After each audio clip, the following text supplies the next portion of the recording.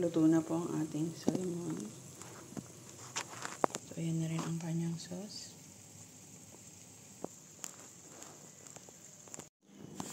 So, ito po ang aking menu for today. Salmon fillet. Ayan. Mamarinate ko po muna siya. Ayan, bago siya ilalagay sa oven. Napaka-easy lang nito. So, ito lang yung mga gagamitin natin para sa ating marinate ng ating fish fillet, coriander powder, at ang turmeric powder, fish spicy, black pepper, at ang ating paprika. Siyempre, dapat may salt, at ang ating juice lemon. Siyempre, meron pa rin tayong gagamitin olive oil at ang pampabango sa ating salmon. It is itong garlic and ginger. So, tara na. Marinate na natin bago natin ilalagay sa oven. Marinate for 10 to 15 minutes bago natin ilalagay siya sa oven. So, ayan, lagyan na tayo ng kurkum, paprika. So, ayan, okay na. Lalagyan natin ng olive oil. Dito sa fish spicy, konti lang siya. Ganito lang siya. Half lang siya nitong ating spoon. So, ayan, lagay na natin ang ating salmon fillet. Salamon. Ang tinatawag ni Madam is salamon. Yan, lagay natin sa ating Pyrex. Lagay na natin yung ating garlic. Garlic and ginger. Ayan.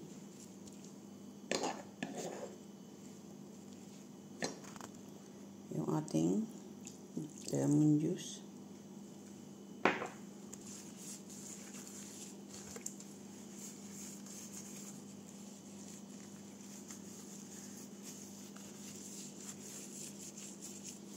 So, ito yung magdadala ng bango, yung garlic at ginger.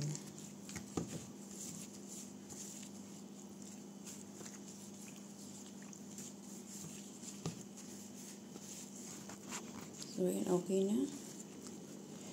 Lalagyan natin ng olive oil.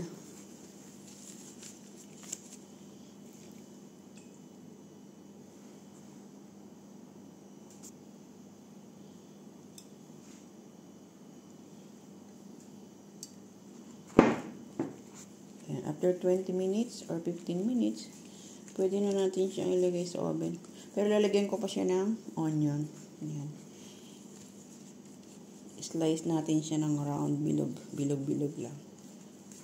Para mas mabango. Ayan.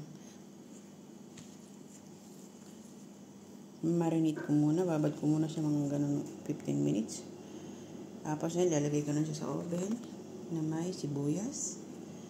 Saglit lang siya maluto, guys. Pag nakita na natin, syempre, alam naman natin pagluto na. Is mag-golden brown na yung kanyang balat. Yan. Ayan. Ginagawan ko to ng sauce. So, ayan, nilagyan ko na siya ng onion para mamaya isasalang ko na lang sa oven. After 10 minutes, ayan, lagyan natin siya sa oven. Takpan natin siya ng aluminum foil. Ayan po ang ating oven. Preheated na. Ilagyan natin ang ating salmon fillet. Ayan, okay na. Naman natin ang ating sauce para sa ating salmon. Lagyan natin ang onion.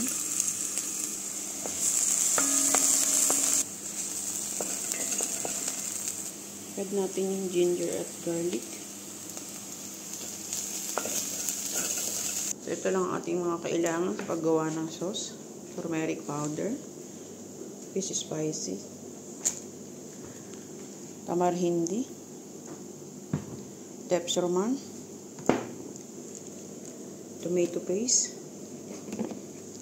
coriander powder, salt, black pepper, sugar, at yung ating coriander leaves and bent leaves, ating bell pepper. At kailangan natin ng water, 3/4 cup. Ilagay na natin yung ating spices. Bale, ito po ay sweet and sour sauce ng ating salmon. Ilagay na natin ang tomato paste.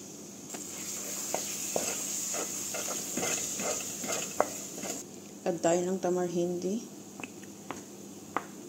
2 spoon.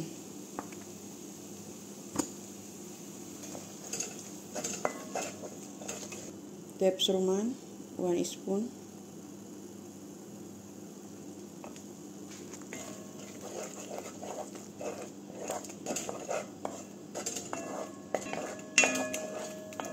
Nilagyan ko na siya kanina ng sugar.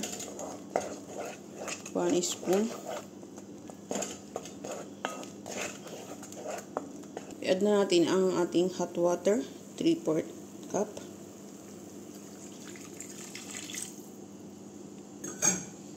Dapat po ang ating sweet and sour is hindi malabnaw.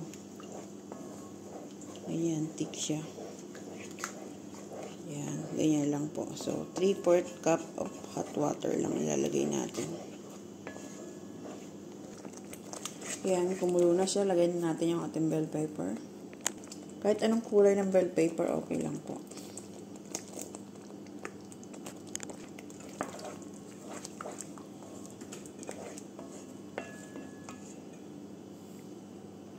So, ayan, okay na po ang ating sauce. Ito po ang ating huling ilalagay, ang ating dahon ng coriander as bent. So, yan, okay na po siya. Pwede na natin siyang i-off ang apoy.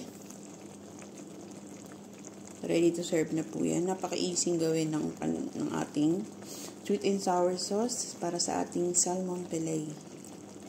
So, ayan, okay na. Thank you for watching.